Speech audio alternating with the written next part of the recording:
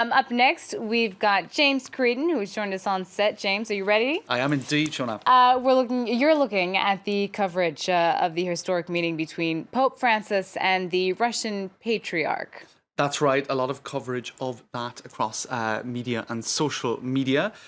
We had the Pope tweeting earlier. This is old news now. The Pope tweets for quite a long number of years. Today is the day of grace. The meeting with Patriarch Kirill is a gift from God. Pray for us. So it was being touted as historic the first time that the Russian Patriarch and the Pope have met in 1,000 years, perhaps overstating things somewhat in the sense that there is no papal figure in the Orthodox churches, which are all separate, and there have very recently been meetings between the Pope and, for example, the Patriarch of Constantinople, Bartholomew, and who met also with Pope Benedict. So perhaps the historic dimension of it is more historic from a contemporary political point of view, because Russia is very much at odds with the West on many different issues.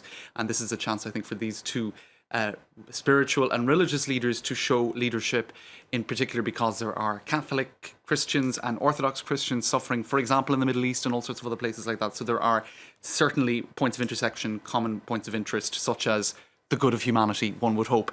What else do we have? We have L'Osservatore Romano tweeting this image, which is indeed the embrace.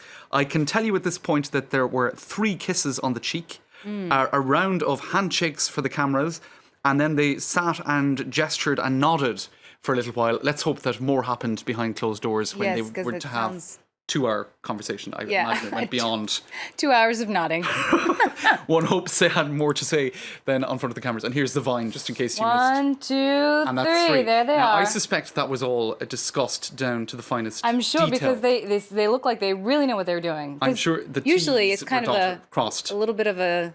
Right? Well, How certainly many? in France. 2, 3, 4. One never knows which know. to start on, unless, depending on the region. And so I think that was probably discussed in the paperwork way too smooth. that preceded the meeting. What else do we have? I think, all of the news websites were having fun juxtaposing Their hats. Their hats and the fact that they're known their to beards be or no beards. snappy dressers. But as I was saying earlier, no matter what Pope Francis does, he will, even wearing a sombrero on the plane, because he's on his way to Mexico, famously, he will not be able to top the fold-away cross on my favourite vine of the week. Yes. There you go. We will not top that moment, but we will try to Reminds move you on. of a Mercedes, right?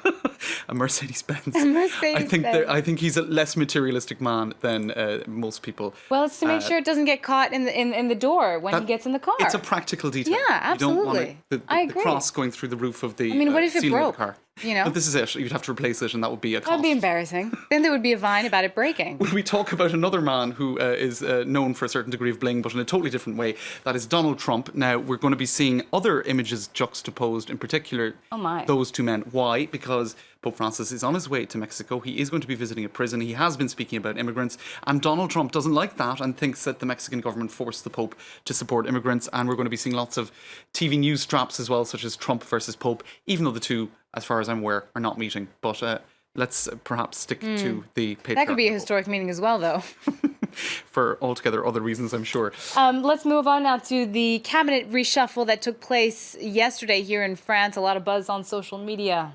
That's right, in particular today about the departure of the Culture Minister Fleur Pellerin, who apparently did not see it coming, and there have been all sorts of reports in the media that she was actually quite upset. Others saying not at all, and this is macho reporting. There's no proof at all that she shed a tear, which some journalists say she did. In any case, others such as Le Point saying really that it's a tough business. Politics is a tough show. And Marianne saying she was humiliated.